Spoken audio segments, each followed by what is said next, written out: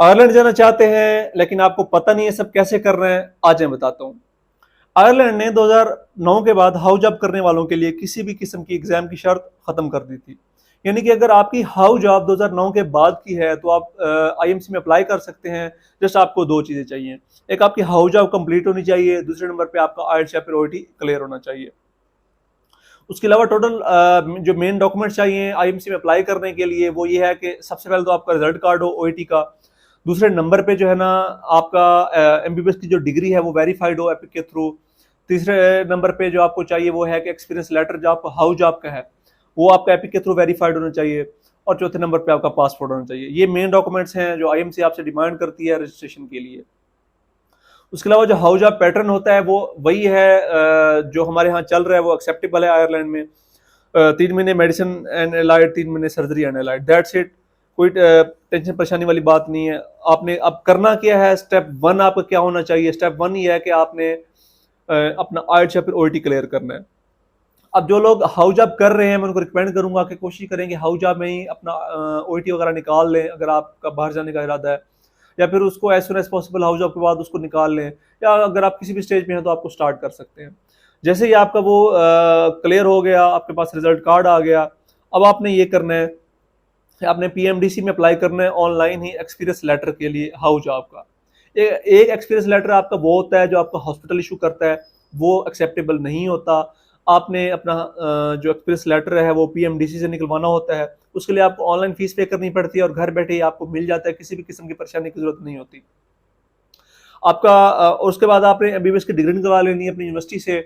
अब आपको डिग्री मिल गई, आपको एक्सपीरियंस लेटर मिल गया पीएमडीसी के थ्रू, और आपका ओईटी वगैरह भी क्लियर है। अब स्टेप टू आ जाता है। अब स्टेप टू में आपने क्या करना है? स्टेप टू में ये होना है कि आपने एपिक का अपना अकाउंट बनाना है, उनको अपनी सारी डिटेल्स प्रोवाइड करनी है जो भी वो डिमांड करते हैं, और उसके बाद आपने जो है ना उनको सारे डॉक्यूमेंट्स अपलोड कर देने हैं, उनको भेज देने हैं।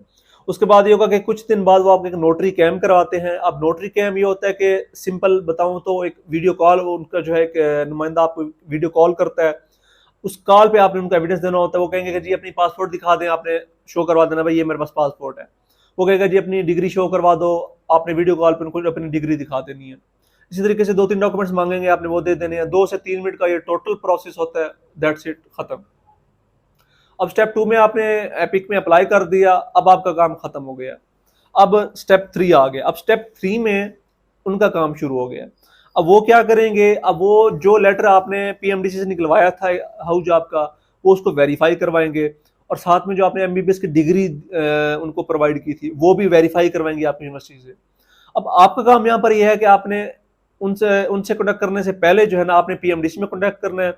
और एक अगेन एक वेरिफिकेशन फीस होती है, क्योंकि जब वो आपका एक्सपीरियंस लेटर वहां पर भेजेंगे कि यार इस बंदे का लेटर वेरीफाई करके दो, इसने वाकई हाउ जॉब की नहीं की, तो पीएमडीसी वाले कहते हैं यार हम पैसे लेंगे आपकी वेरिफिकेशन करने के।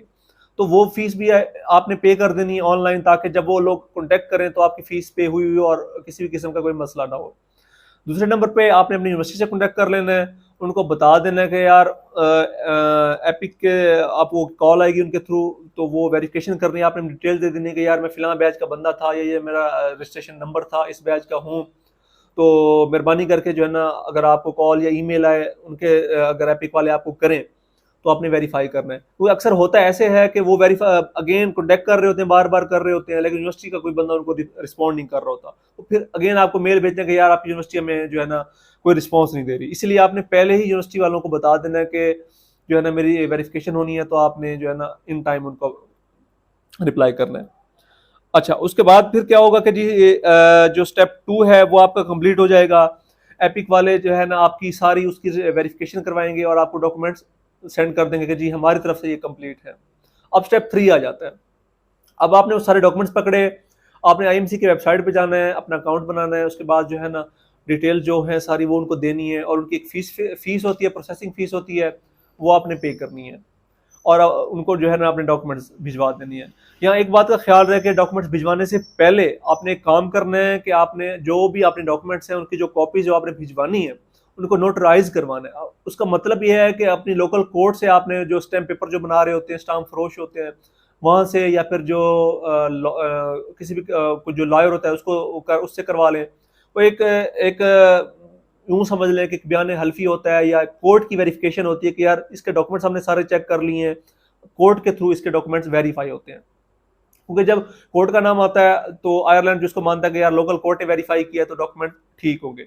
आपने डॉक्यूमेंट्स नोटराइज करवा लिए, उसके बाद आपने वो डॉक्यूमेंट्स और जो अपना ओईटी का रिजल्ट कार्ड है वो आपने आईएमसी में भिजवाना है थ्रू कोरियर। मेल नहीं करने डॉक्यूमेंट्स, उनको हार्ड फॉर्म में भेजने, हार्ड फॉर्म में मांगते हैं। उसके बाद उससे पहले आपने प्रोसेसिंग फीस पे कर देनी है। यहाँ खत्म हो गया। अब स्टेप 4 आ जाता है। अब और यहाँ पर आपने वेट करना है, वो कब आपको अब आपको रिप्लाई आता है इसका कुछ नहीं कह सकते।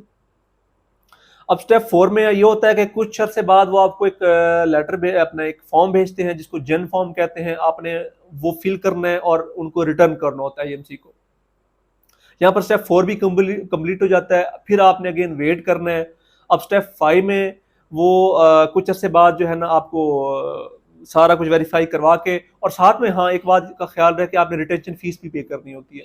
अब रिटेंशन फीस ये होती है कि जैसे हमारे यहाँ पीएमडीसी 5 साल के पैसे लेती है लाइसेंस के, तो वहाँ जो है ना 5 साल का कोई चक्कर नहीं होता, वहाँ सालाना या 6 महीने का होता है। तो वो एक रिटेंशन फीस लेते हैं कि यार कब तक आप वैलिडेट करवाना चाहते हैं। साल का करवाना चाहते हैं तो साल की फीस लेंगे, 6 महीने का अगर आप करवाना चाहते हैं तो 6 महीने की फीस आप पे करेंगे, या आप पे डिपेंड करता है। प्रोसेसिंग फीस पे करनी है और रिटेंशन फीस पे करनी है। ये पे कर लिया, उसके बाद आपने वेट करना है और कुछ अर्से बाद जो है ना वहाँ से जो है ना रजिस्ट्रेशन सर्टिफिकेट आपको आ जाएगा। फाइनली जो है ना आपका आईएमसी रजिस्ट्रेशन हो चुकी है और उसके बाद जो है ना आप वहाँ पर जॉब के लिए अप्लाई कर सकते हैं।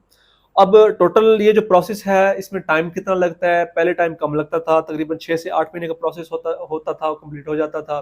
लेकिन आजकल टाइम ज़्यादा लग रहा है क्योंकि कैंडिडेट्स बहुत ज़्यादा हो गए हैं, जो एप्लीकेशंस हैं वो पेंडिंग में हैं। तो ऐसे डॉक्टर्स हैं जिनसे कॉन्टैक्ट किया मैंने, तो वो कह रहे थे कि जी 1 साल से ज़्यादा हो गया है, अप्लाई किया हुआ लेकिन कोई रिस्पॉन्स नहीं आया। तो इसीलिए आजकल टाइम ज़्यादा लग रहा है। तो आपने जो है ना हिम्मत नहीं हारनी। ऑल्दो कि ये एक टाइम टेकिंग प्रोसेस है, इसमें बहुत सब्र चाहिए होता है, तो लेकिन ये है कि एट द एंड ये वर्थ इट है। बस ये टोटल प्रोसेस था आईएमसी में अप्लाई करने का। तो जैसे ही आपके आईएमसी रजिस्ट्रेशन होती है तो आप जॉब्स में अप्लाई करने के लिए एलिजिबल हो जाते हैं। ठीक है जी, कोशिश की है मैंने उसको ब्रीफ करके आपको बताऊं, जितना हो सकता था उसको शॉर्ट करूं। तो अपनी दुआ में याद रखिएगा। अल्लाह हाफिज़।